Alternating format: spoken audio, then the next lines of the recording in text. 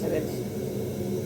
man damay togg ñam amee duma ko tey moo koy def bu waa Casamance yi def ko ci ndox bi noonu après day baax def si xorom damay def ceeb day baax def ko rek dama si defoon xorom léegi damay def ceeb ndox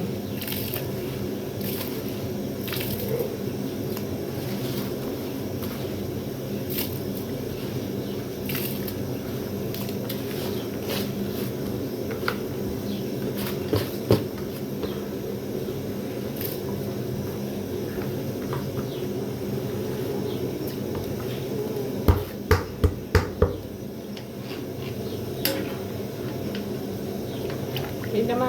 nattal ndox bi ba pare xam naa ko bii dina ko jël dina baax bu dee dafa ëpp dañ koy wàññi mais bii dina baax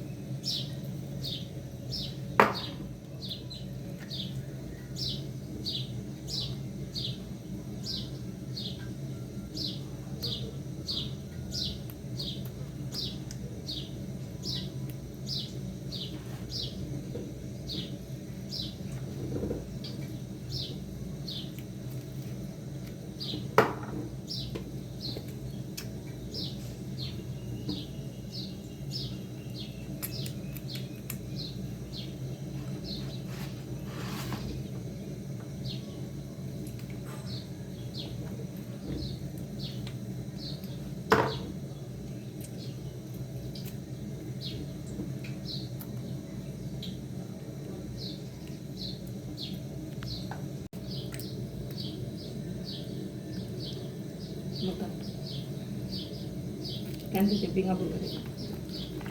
marinade moom moo tax ginaar bi di xonq boo koy saaf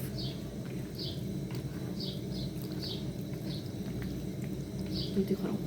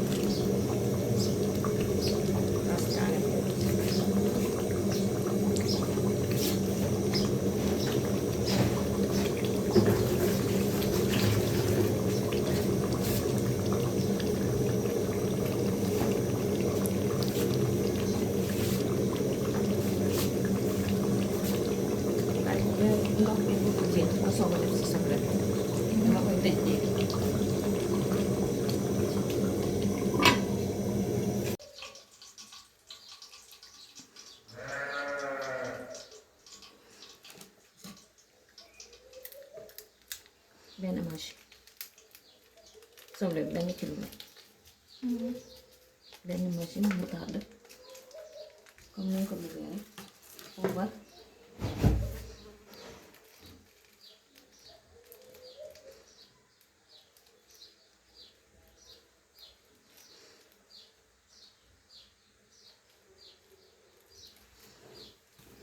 vinaigre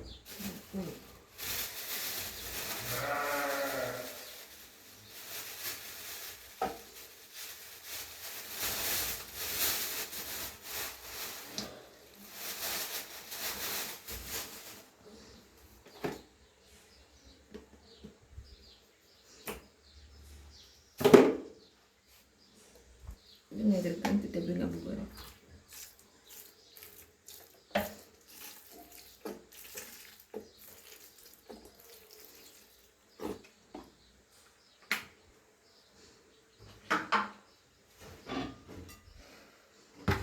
yëngal ko